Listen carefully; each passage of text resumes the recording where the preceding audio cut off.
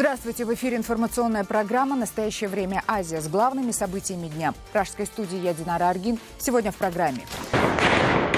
В Бишкеке ликвидирован последний из сбежавших террористов. При штурме его убежища погиб спецназовец и двое местных жителей. Операцию уже назвали провалом силовиков.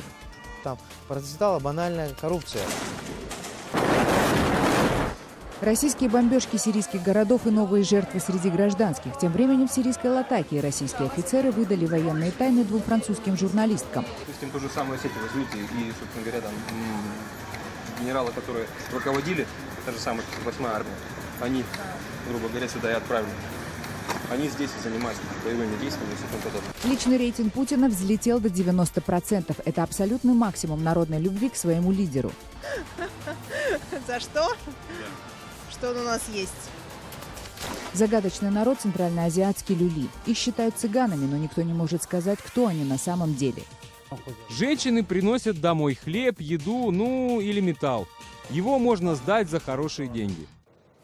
В Кыргызстане ликвидирован последний из сбежавших заключенных исламистов. Спецоперация по его уничтожению продолжалась около 2 часов. Не обошлось без жертв.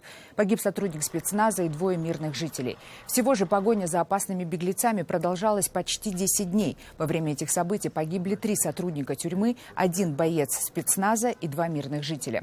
Из 9 террористов живых осталось 2. Они снова в тюрьме.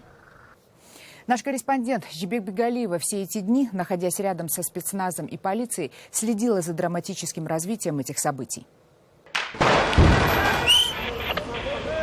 Эти 4 держали в страхе всю республику 2 недели. Окраина города, жилые массивы, ботанический сад.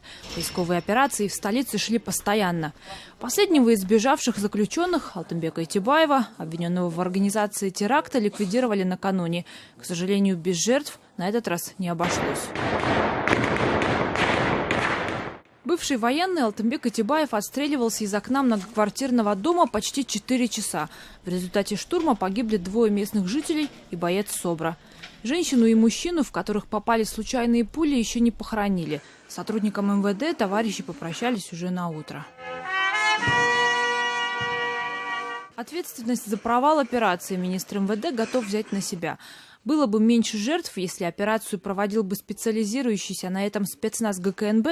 Турганбаев считает, что нет. Какая разница, спецназ Альфа заходит и спецназ СОБР? Это тоже специалисты. Поэтому там надобности не было, и спецназ Альфа использовал.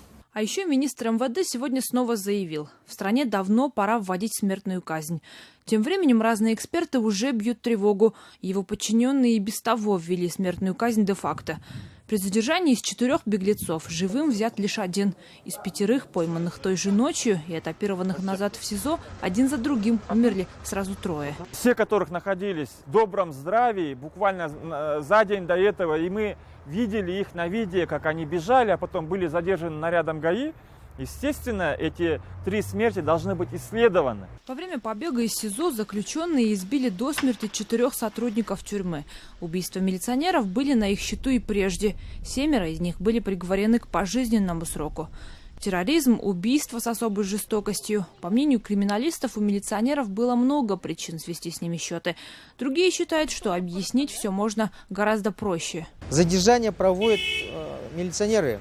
Это Министерство внутренних дел, которое ни в каких отношениях соподчиненности с уголовной исполнительной системой не состоит. Это самостоятельные отдельные службы. Там процветала банальная коррупция. Так, например, во время побега заключенных в СИЗО не было света.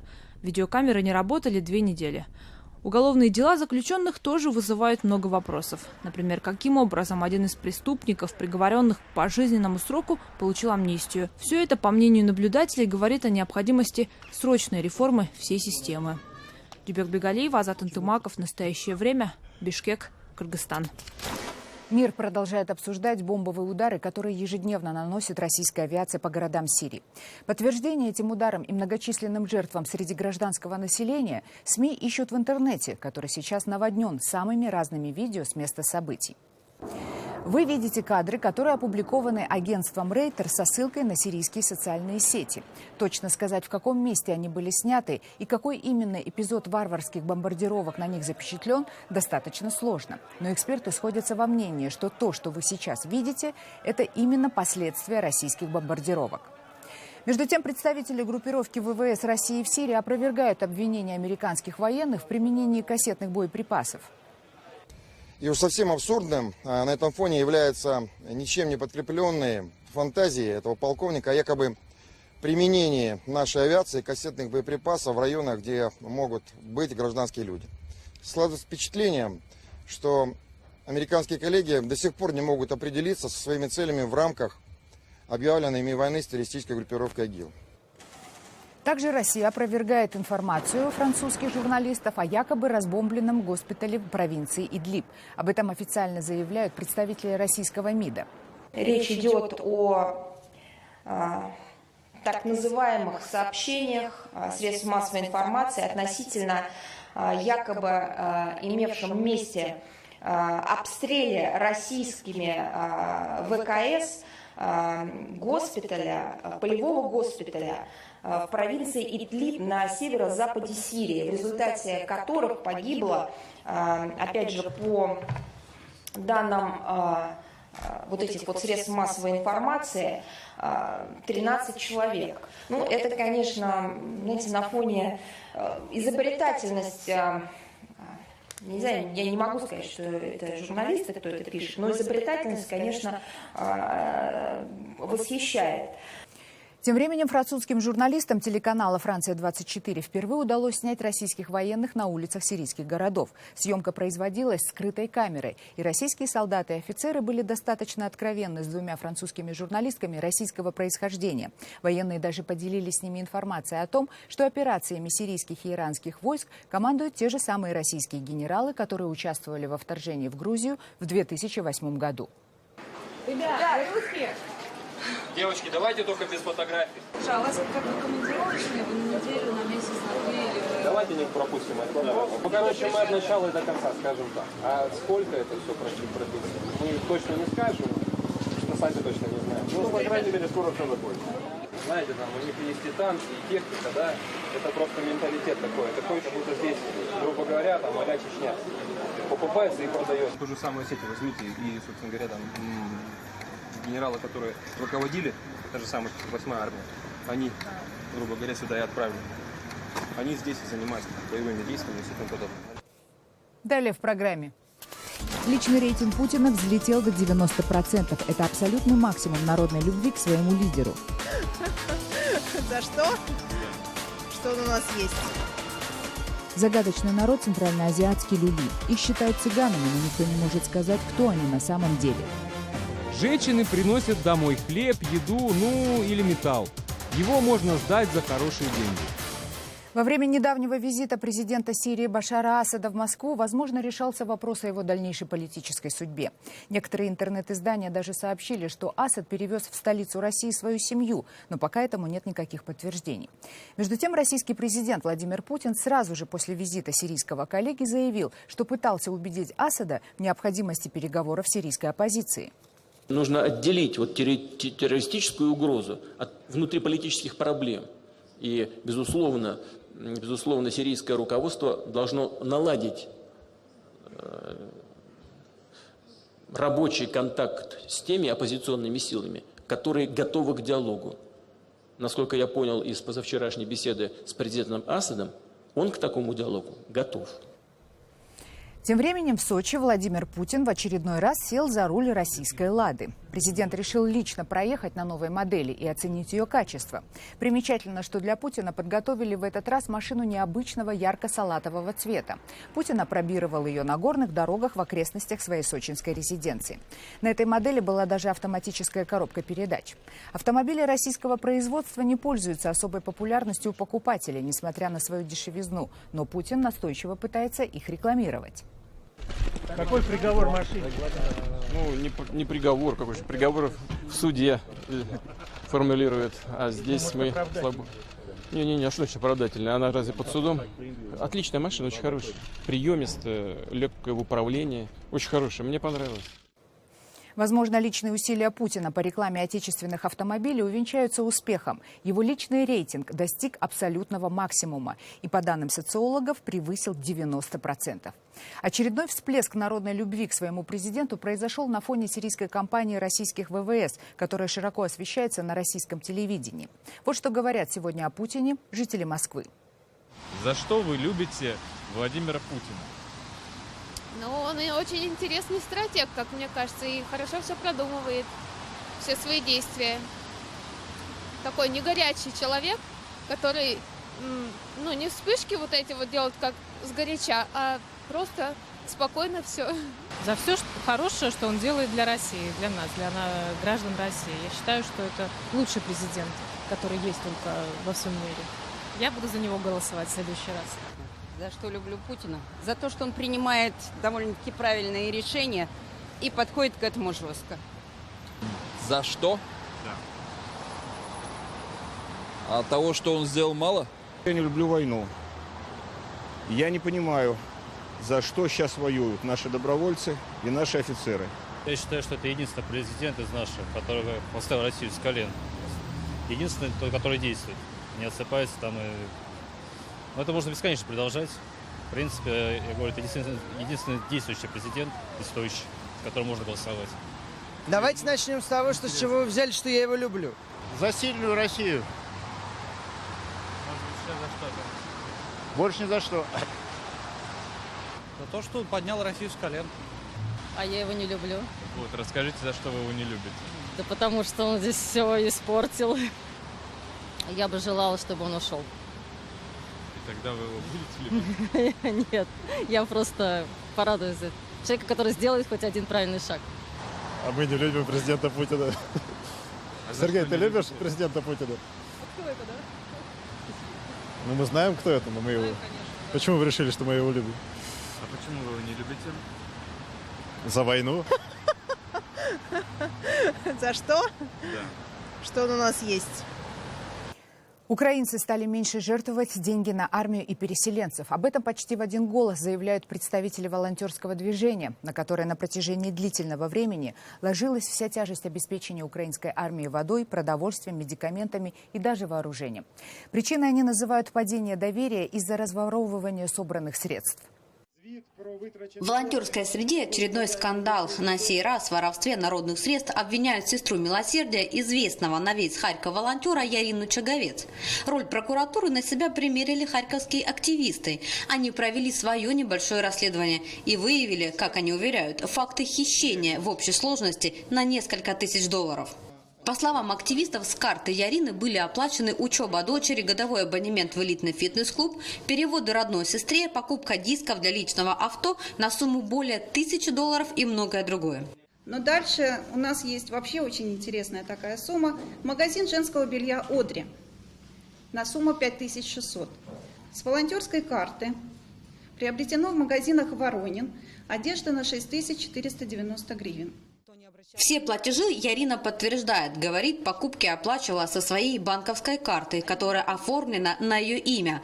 Кроме того, по всем платежам она ведет отчетность. В доказательство выносит тяжелую папку с приклеенными чеками. Например, как покупка в Воронина в магазине. То есть вот как вы это прокомментируете?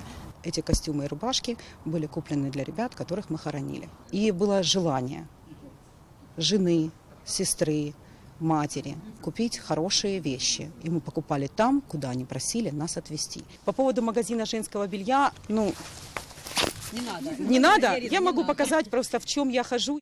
В ответ на все обвинения волонтер собралась идти в суд с иском о клевете. Ведь по факту якобы хищения средств уже заведено уголовное производство. Следствием будут направлены запросы в банк, действительно ли она снимала деньги с этих карточек волонтерских, и где и когда она это делала. И также будет проведена, в ходе следствия будут проверены магазины, вот, действительно ли покупались вещи и действительно ли они шли именно для людей в помощь им. Таких спорных дел, как с Яриной, много. Периодически в сети появляются сообщения об очередном нечестном волонтере. И каждый раз упрек один и тот же – нет подробного отчета. Эксперты говорят, отчитываться за свою деятельность волонтер обязан только если он принадлежит какому-то фонду. Если же банковская карта зарегистрирована на физическое лицо, то и все переданные на эту карту деньги принадлежат ему лично. Соответственно, распоряжаться они могут деньгами на свое усмотрение. Ольга Калиниченко, Илья Никонов. Настоящее время. Харьков. В Центральной Азии среди многих наций, которые там проживают, есть маленький народ люли. Обычно их называют цыганами из-за внешнего сходства и рода занятий. Мало кто знает, откуда они появились. В Кыргызстане селение люли находится в 5 километрах от города Ош. Как и чем они живут? В репортаже Адилета Бектурсунова.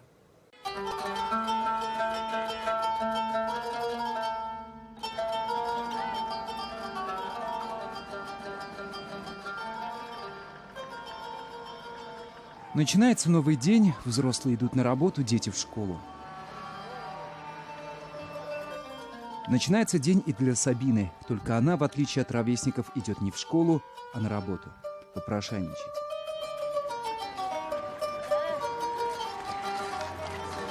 На такую же работу собирается еще сотня женщин народа люли. Так они себя называют, хотя некоторых считают обычными цыганами.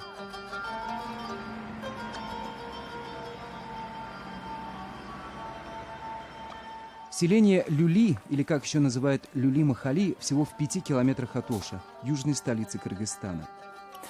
Привязанность народа люли к постоянному месту жительства – это редкость, но здесь они осели так давно, что некоторые уже не помнят о собственном происхождении. Одни считают люли ответвлением таджиков, другие ищут корни в далекой Индии.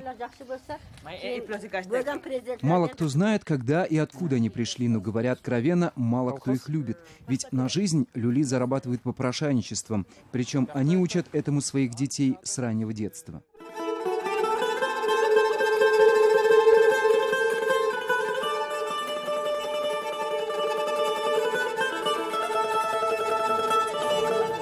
Абдурашид – один из немногих местных, кого можно увидеть в чистой одежде. Статус не позволяет выглядеть иначе. Он глава Махали.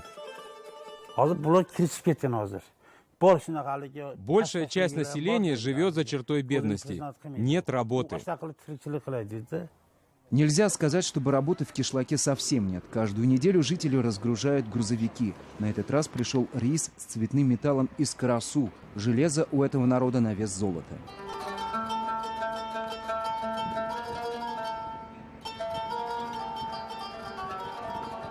Веками считалось, мужчина люли не должен работать. Этим занимаются женщины и дети. Главное место работы – базары и перекрестки.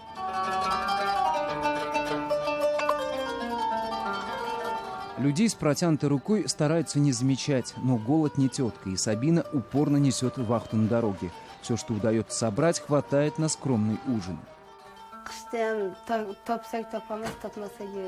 Мы бедняки, не знаю, как будем зимовать. Окна разбились, нужно как-то утепляться. В скромной мазанке Сабина живет с мужем и его родителями. Спят и едят на полу, благо есть крыша над головой и теплая постель. Вот что значит с любимым рай в шалаше. Вышла замуж в 16 лет, по любви. Родители были против, потому что мой муж был бедняк. Ну, я и сбежала. Сабина верит, что с мужем она не прогадала, по крайней мере, он работяга. Другим мужчинам люли отведена роль воспитателя, и многие верны древним законам своего народа. Абдурашид не видит в этом ничего плохого. Женщины приносят домой хлеб, еду, ну или металл. Его можно сдать за хорошие деньги.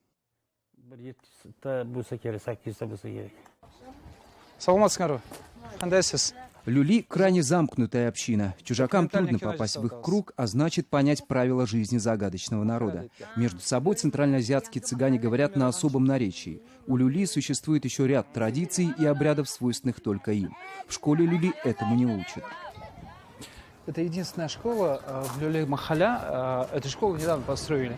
Здесь учат на таджикском языке? Нет, на кыргызском и русском. Да-да, в основном кыргызском языке. Из 1500 детей школьного возраста хоть какое-то образование может получить лишь четверть. Местная школа всех не вмещает, да и родители не отпускают. Сабина в свои 17 лет ни разу не переступила ее порог.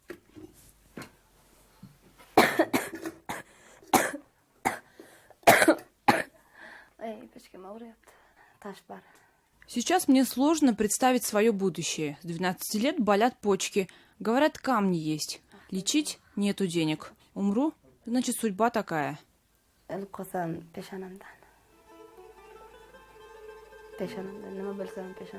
Люли не характер, люли судьба. У большинства людей этого народа нет выбора. И будущее Сабины было предопределено задолго до ее рождения. Адилет Бектурсунов, Азат Нтымаков. Настоящее время. Кыргызстан. И в заключение репортаж нашего корреспондента о таджикских модельерах, которые продолжают следовать народным традициям, соединяя их с современными тенденциями в моде.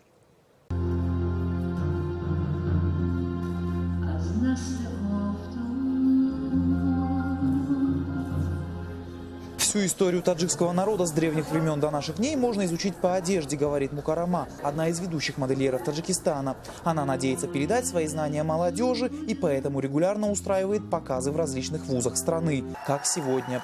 Здесь подборка ее работ за много лет. И я горжусь этим, что вот я арийка, во мне эта кровь, и вот это вот мне не дает жить спокойно. Поэтому я все выражаю в костюмах. Каждое платье и костюм творчески переосмыслены. Мукарама не отстает от современных веяний и моды, но во всех работах на первом месте традиционные узоры. Шьет она только из тканей, сделанных в Таджикистане. Эта ткань называется по-таджикски гульбас. А в переводе она означает узелковые украшения. На ней природным материалом красятся вот такие красивые орнаменты, то есть методом узелковым, то есть узлами завязывается и красится. Национального стиля стараются придерживаться и другие кутюрье страны. Хуршед Саторов, художник-модельер, каждое свое платье превращает в своеобразный символ. Потому что вот эта линия, здесь голова и две руки. То есть в истории зороастризма этот узор всегда обозначал человека. Расширение специально делается, наверное, не только у нас, но и, наверное, в Турции, там где-то вот очень часто используется. Это от глаза, называется чашми. Большинство модельеров работают в национальном стиле, чтобы заинтересовать иностранного клиента. Рынок большой, предложений много, нужно что-то новое. Именно традиционные узоры помогли многим выйти на международные подиумы. Девушка, которая открывала Fashion Week мою коллекцию, была одета в этом платье, и она заняла самая красивая модель, которая представляла мою коллекцию. Она была из Таджикистана, Парвина Саидова, и получила такой титул. Внешние рынки – единственная возможность развития. В стране такие платья может себе позволить очень ограниченный круг лиц, несмотря на то, что стоимость в среднем около $300-500. Каждое платье Хуршеда Саторова уникально и делается вручную, и всего у него несколько сотен постоянных клиентов. Это вышивка мулине, вот вручную сделана, и она тянется, и не каждый мастер способен сделать вот такую вот работу. На одно платье месяц точно уходит. Но для того, чтобы найти покупателя за границей, недостаточно быть хорошим модельером, говорят кутюрье страны. Нужны инвестиции. Частных предпринимателей на родине отрасль не интересует, а редкие иностранные инвесторы стали появляться только сегодня. В основном они пока только прощупывают возможности и приглядываются к кутюрье. Анушерлон Арипов, Насим Исамов. Настоящее время. Таджикистан. Это были все новости, о которых мы хотели вам рассказать. Читайте нас в социальных сетях и смотрите на сайте currenttime.tv. Благодарю за внимание и хороших вам выходных. Всего доброго.